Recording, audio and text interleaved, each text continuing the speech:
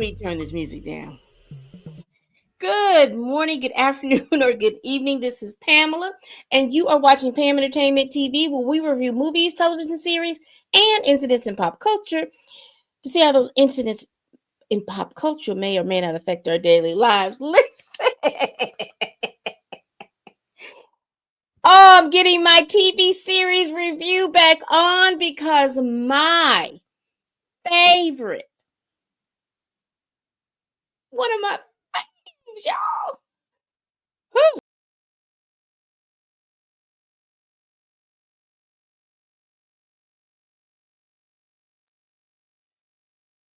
It's back. Young, Famous, and African season 3. It is back. And baby, it has not disappointed. Now, we will be reviewing episodes 1 and 2. They have given us the full season, but I'm going to review them. I think there's 8 episodes. So I'm going to review them either if there's not a lot of explosiveness going on.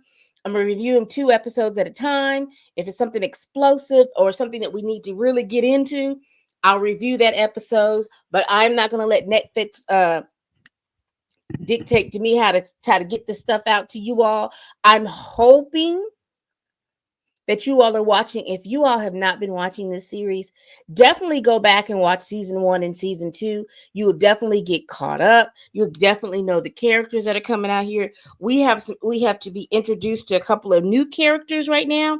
So what I want to do is go over. So we are reviewing episodes 1 and 2. And so I'm going to be talking about them again. These are spoiler-ish reviews and recaps of this show because I really do want you all to go watch it.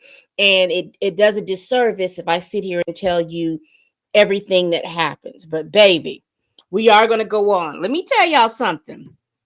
In these first 2 episodes, Annie is Annie-ing. You hear me? Annie is out here being her child. She is out here being her messy self. Now, what's so funny about Annie is that Annie doesn't believe that she's messy.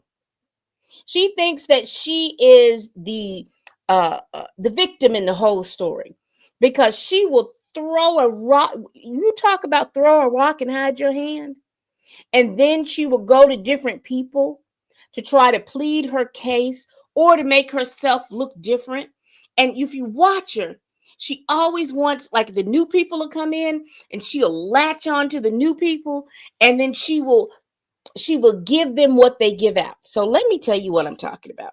So as the new episode starts, if you haven't been following these people on social media, you may or may not know that Zori, the boss lady, got married. She married a guy named Shakib.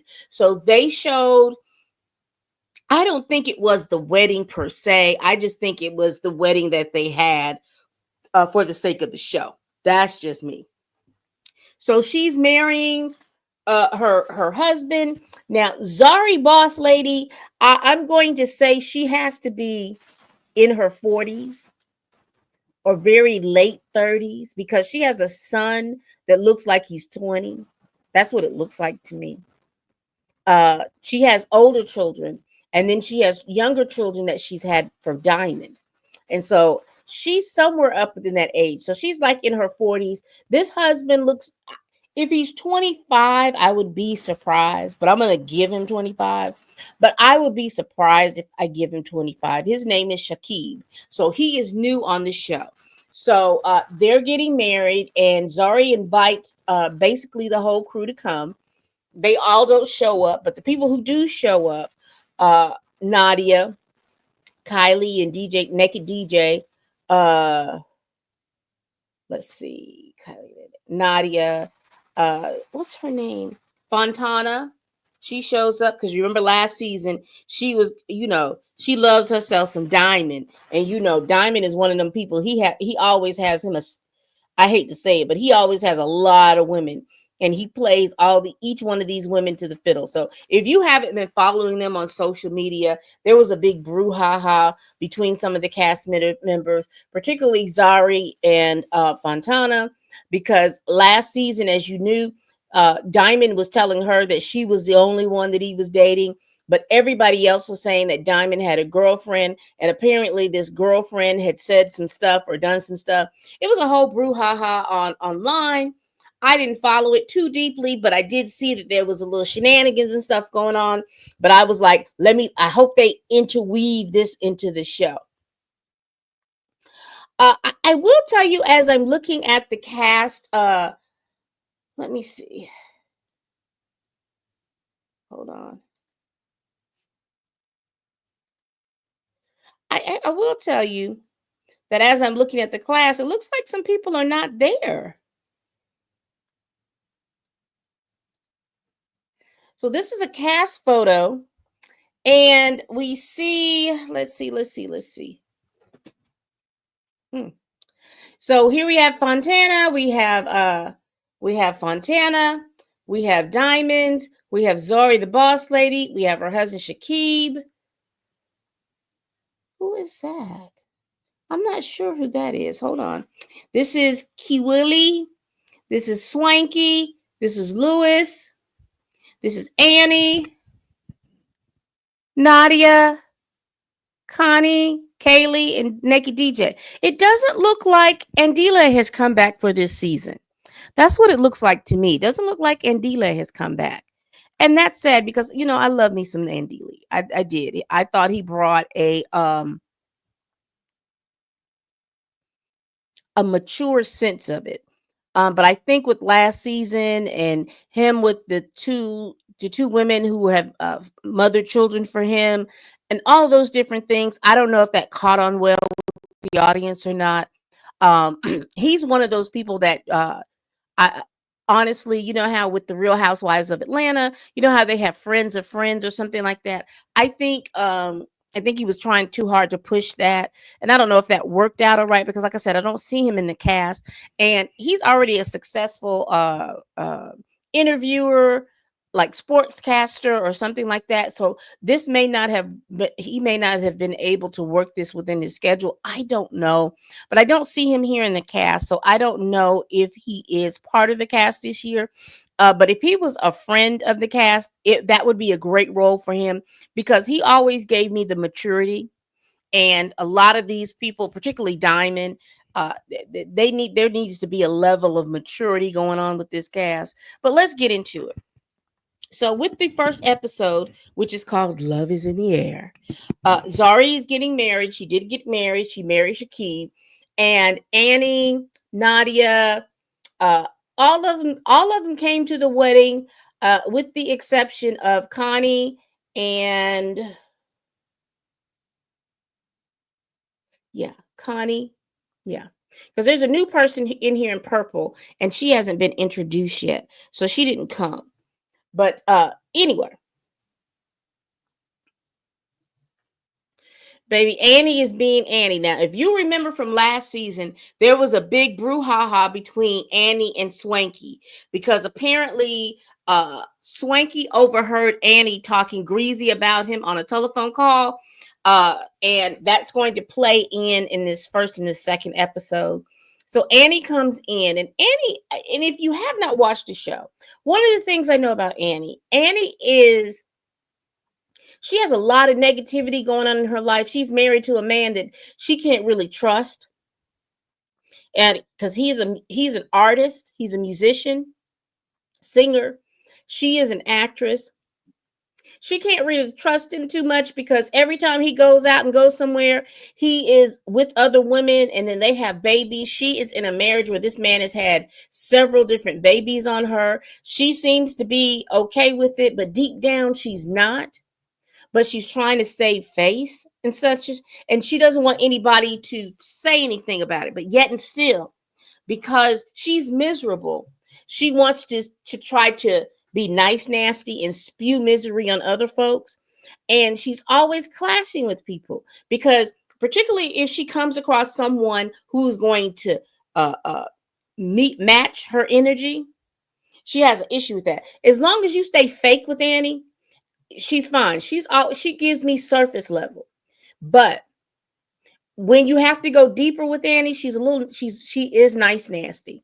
And she's going to have to own that. She's going to have to own that. So she comes to Zari's wedding. She comes to the wedding and she's kind of criticizing everything and comparing everything to hers. Like, oh my God, Zari, you're having an outdoor wedding like I had an outdoor wedding. If I knew that you liked me that much, I would have given you some tips, little stuff like that. Just being very negative. And Nadia clocks her on that. And she tells Nadia, well, I have a bone to pick with you because I felt like you were, last year, basically she wasn't on her side. And basically Nadia says this, you were not my friend. You were a friend of my friend. Swanky is my friend. Once you started talking greasy about my friend Swanky, then it was up for you. We're cool. We were cool. We were able to speak and be cordial. But once you started talking about my friend, I got an issue and a problem with you. But according to Aunt Annie, they had struck up a friendship and she felt like that Nadia should have been on her side. And again, Annie throws rocks and then she hides her hand and she expects people to just be okay with that. So they go to the wedding and then we're introduced to, let me see if I can find her name really quickly because I want to be able to say her name correctly. Kufuli, Kuwifli, Maboti, Kuwifli, Matobi. I hope I'm saying your name right. She's a new cast member. And again, most of these people Swanky knows because Swanky goes all over the world. He meets all over people, all of these different things. She comes to the wedding, honey, and she gets the high stepping in the wedding. And she kind of takes a little attention away from the bride because she is more than fashionably late. And she tries to explain that, but Zari doesn't. Zari hears her, but doesn't hear her. You know how Zari is. If Zari is not the center, it's Zari the boss lady is not the center of attention. She's really not trying to hear that. Poor Fantana, because Zari and Fantana had gotten into it last season because of diamonds. And poor Fantana, she was ostracized from the rest of the crew. She was ostracized to the end of the table, and she was supposed to be sitting next to Diamond, and Diamond didn't show up. Child. Annie does a speech at the wedding, and it seems a little off. She has this way about trying to make things about her. It seems a little off, but we let her slide. And Zari the boss lady is gonna clock her on it, but we let her slide. So then we get Diamond and Naked DJ. Naked DJ meets Diamond at the barbershop. So he asked him, "Where were you? I thought you were coming to the wedding. We missed you." Diamond claims he was not invited. He says there was a way that you are to invite me, and I wasn't invited. He also talks about the fact that ever since that Zari was dating Shakib, their relationship has been different. He says now she's threatening to put the courts on him, and he hasn't seen his kids like he wants to. She's kind of just like, she's basically kind of moved on because there was an instance, if you have watched this show, first season and second season, when Diamond comes into the room, Zari and Diamond act like there's nobody else in the room, and they interact with each other like they are a thing, a couple. And that was the big point of contention between Fantana and Zari the boss lady. So this year she's married. She's married to her young guy. She's good with that. Now I will tell you just like this. Just like I'm not okay with the 20-year age difference between a man being 50 and a man being 50 and the woman being 20, I'm not cool with it on the other way around. And I'll just put that up there. It seems odd. I don't know what they have in common, but I do know that it does appear like Zari tries to reinvent herself with every relationship, because her first relationship, she was with the guy where the age difference was a big huge age difference. He is the father of her oldest children, and apparently he has passed away, and she assumed the school. There's a school or something that she owns and she runs. And so, like I said, it's just me, Pam. I just have an issue with that because I'm like, what do y'all have in common besides, bumping the uglies? But Like I said, I have to be consistent. If I don't like it with men, old men and young women, I don't like old women and young men. I just don't like it. I feel like there are women in your age group that you can be with, and there are men that, it is just what it is and what it is. Okay. So we get in there, and I'm going to call her Kiwi, because I don't want to butcher her name, but I do want to be able to say that's part of her name. She comes in, she kind of does, she's there, she sits with Swanky. She was his plus one. They hit it off. Somehow her and Annie hit it off. I guess that's how it works out. And she Kiwi is has uh bonded with Annie because they both are older and they have children. uh I don't know if that's going to last or not, because Annie's true colors are going to show, because it doesn't matter who they are. Every time somebody new comes in, she has an issue. She had an issue with Zari because she thought that Zari was trying to go with her husband. But instead of you confronting your husband and putting your foot down with him and out here, you just let him go and do everything. But here you are upset, and you can't hardly eat and sleep or do anything like that. But you want to give this appearance like everything is okay and you're the best mom and all this other stuff. But he's got 9, 10, 11, 50, 11 babies out here with 50, 11 different women, and then they're embarrassing you online. They're embarrassing you in Nigeria. They're just embarrassing you like this. And he goes on because he feels like you're not saying anything and you're not upset with him. You're smiling in his face and, oh baby, I love you, boo boo bop, whatever she calls him. I don't know what she calls him, child. But she hadn't put him in check. She has not put him in check yet. Because inevitably what's going to happen is he's going to continue, he's going to get old, he's going to get sick. And that's the only time that you're going to be able to have him to yourself, but you're not going to be able to enjoy him because he's going to get old and he's going to get sick. But anyway, let me continue about Miss Annie. So there's a fracture in the relationship between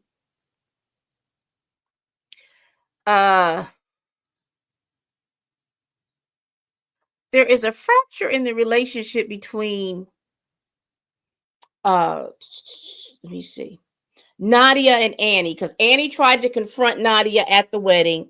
There's a fracture. So then after she does that, she sits with Fantana. She wants to have lunch with Fantana. Fantana thinks that they're going to sit down and talk and have a relationship, but it ends up that's not what happens. What happens is Annie is talking about Swanky and how he can't even walk in the place. He can't even walk in Syria. He can't even walk in Nigeria because she made it seem like there was a bounty on his head from the stuff that happened last year. Swanky's like, I've got a life. I've forgiven her. I've let it go. I've been living my life. I've been, uh, uh, going across the continent, dressing people, going across the world, doing all kinds of stuff like that. He says, I hadn't even thought about Annie.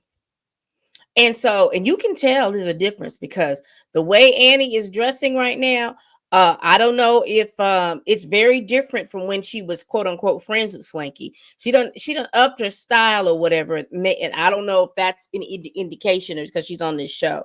But they have all kind of upped their style, particularly in their confessionals. They are looking very regal and grand. But the only thing I don't like is that even though they're looking regal and grand, they all need to go up a size on their clothes, because I think their clothes are probably just a size smaller than what they actually need for their clothes to be, and particularly Fontana, because she is spilling out up in her chest. She's spilling out on all those clothes. It looks like it fits down at the bottom because everything she has looks like an A-line, but she's spilling out of her clothes, and she really needs to get that, especially up in her bust area. She really needs to get that because it would look so much better, because she, at one picture you see her and she has to literally put her hair down because if she moved left, if she moved right, all you would see was areola. So she just really needs to, they really need to, the dresses and gowns are beautiful, but I wish they would get those dresses and gowns that would fit the size that they are. And so we just go back because mostly it was Annie clashing with everyone at everybody's event. She was clashing at Kaylee's event with Zara the boss lady, because of the fact that Zara wanted to know about the speech and she wanted to know why she was talking about her. They go back and forth, and then Annie go look at Swanky and says, "Well, where is the voice note?" And if you watched it last season, there was no voice note. She tries to make it seem like her children were so upset about what's going on. Number one, I don't believe that your children were upset because of a voice note. Your children were upset because they have been introduced to Swanky. They know Swanky. They've had a uncle niece relationship with Swanky, and they realize that he's not there.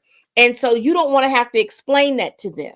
So you might probably have made up some kind of situation, and the kids at school are telling you no because we saw this online and this is what happened. Because I'm quite sure that she doesn't allow for her children to watch the show, and that's fine. But the kids in her school probably watch it, and now she's having to explain something to her children, and then she doesn't know how to explain it. And somebody has told her that there was uh, a copy or a recording of the thing. Swanky said last year that he heard her.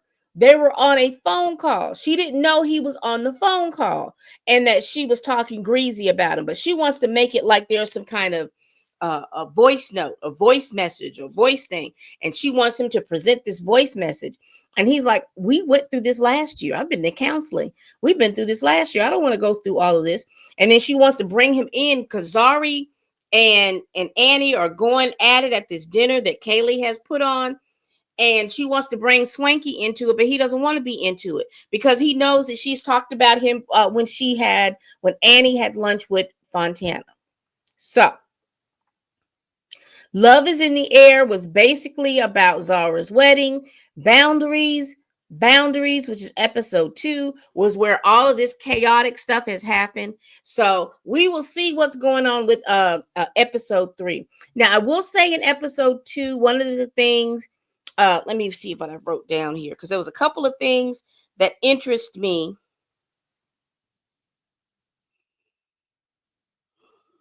Lewis, I don't understand Lewis. Lewis,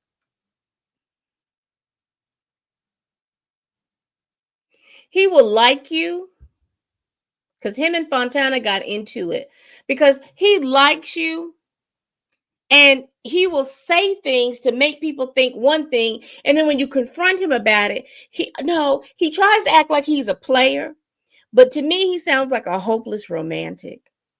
Y'all, he sounds like a hopeless romantic. He wants to be in love, he wants to be married, he wants all those things, but he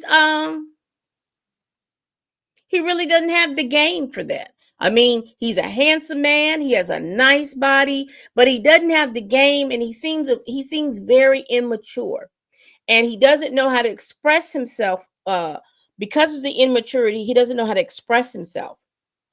So instead of, like, he'll say like, oh, when people will and he goes with the flow. If he sees people are happy about a certain situation or curious about something, he starts adding more stuff to it. He starts this bravado. And then when you confront him on it later, he's like, "Oh, well, that's not what I meant." So here's the example that I have. One of Zari's friends was officiating the wedding, and he came with this friend. And everybody was asking, because she's an older woman as well, and they were asking, he was like, "Well, we came together, we're good friends, and we're together." This is what he says.